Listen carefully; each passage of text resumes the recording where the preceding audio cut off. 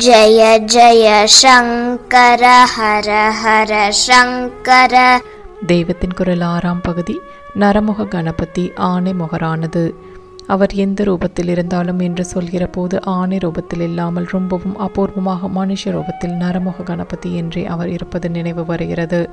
சிதம்பரம் தெற்கு வீதியில் தம்முடைய பிரசித்தமான ஆணை முகத்தோடு இல்லாமல் மற்றவர்கள் சொல்லியோ எழுதி வைத்தோதான் இவர் பிள்ளையார் என்று தெரிந்து கொள்ளும்படி மனுஷ மூஞ்சியோடு நரமுக கணபதியாக இருக்கிறார்.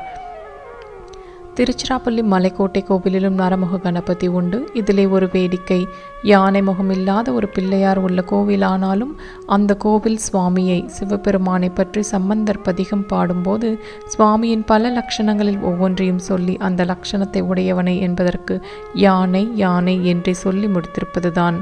நன்றுடையானை, உமையொரு பாகம் உடையானை, திருவுடையானை, சிராப்பள்ளி குன்றுடையானை கூரை என்னுள்ளம் குளிரும்மே என்று பாடியிருக்கிறார்.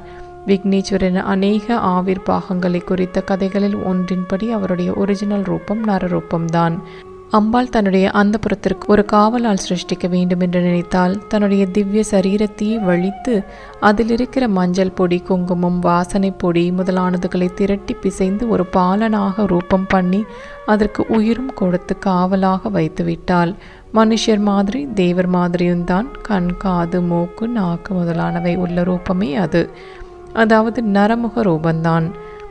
பிள்ளையார் என்றே பெயர் பெறப்போகிற அந்த பிள்ளையை தன் உடம்பிலிருந்து தானே வழித்து பெற்ற அருமை பிள்ளையை அம்பாள் காவல் வைத்துவிட்டு ஸ்நானத்துக்கு போனாள். அம்பாள் சர்வ மங்களா.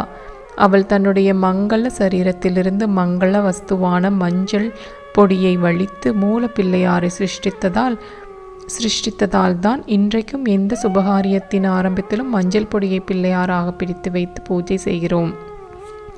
மஞ்சள் என்பதை மங்கள என்பதிலிருந்து வந்திருப்பதுதான். இங்கே அங்கே என்பதை சில பேர் இஞ்சே அஞ்சே என்று சொல்கிறார்கள் அல்லவா? இலக்கண தமிழிலேயே தூங்கல் என்பது துஞ்சல் என்றும் வருகிறது. அப்படி மங்கள என்பதை மஞ்சள் ஆகியிருக்கிறது.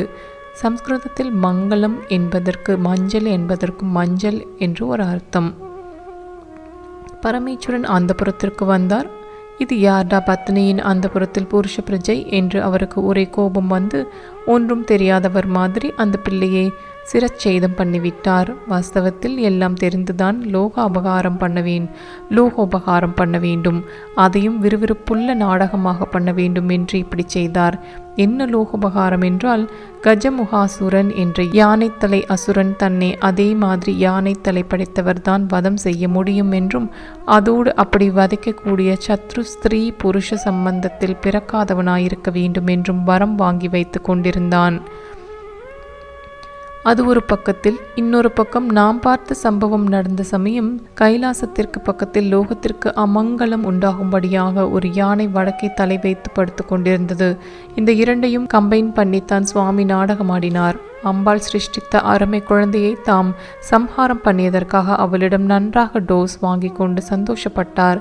அப்புறம் வடக்கே தலை வைத்திருந்த யானையை சிரச்சேதம் பண்ணி அந்த சிரசை கொண்டு வந்த இந்த பிள்ளையின் முண்டத்தில் பொருத்தி பிள்ளையாராக உயிர் கொள்ளும்படி செய்து அம்பாளை திருப்திப்படுத்தினார். பிள்ளையார் மூலம் கஜமுகாசுரன் வதமாகி லோகக்ஷேமம் உண்டாகும்படியும் செய்தார். ஜெய ஜெய சங்கர ஹர ஹர சங்கர.